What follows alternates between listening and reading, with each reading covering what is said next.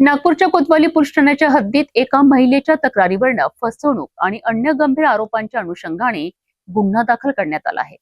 पोलिसांनी तक्रारीची दखल घेत तपास सुरू केला असून तपासानंतर समोर येणाऱ्या पुराव्यांच्या आधारे पुढील कायदेशीर कारवाई करण्यात येणार असल्याचे स्पष्ट करण्यात आले आहे। नागपूरच्या कोतवाली पोलीस ठाण्यात एका महिलेच्या तक्रारीवरनं गुन्हा दाखल करण्यात आला आहे।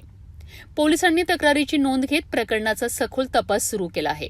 या प्रकरणात तक्रारीतील आरोपांची पडताळणी करण्यात येत असून सर्व पुरावे आणि संबंधित व्यक्तींचे जबाब नोंदविले जात आहेत। तपासादरम्यान नेमके कोणते गुन्हे घडलेत, फसवणूक, विनयभंग आणि इतर कोणतेही कायदेशीर पैलू आहेत का, याचीही छाननी केली जात आहे।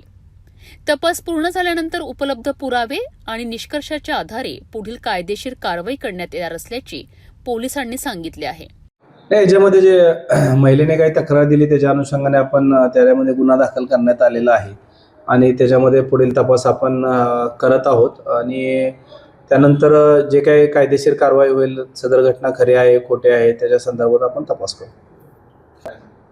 नाही, याच्यामध्ये आता तपासाला तेच दिसणार आहे की संबंधित प्रॉपर्टी होता, विनयभंगाचा होता का, आणखी त्याच्यामध्ये इतर काही गोष्टी आहेत का, त्याच्या अनुषंगाने आपण तपास करतो। या प्रकरणातील तपास अद्याप सुरू असून पोलिसांकडून सर्व बाबींची बारकाईने पडताळणी केली जात आहे।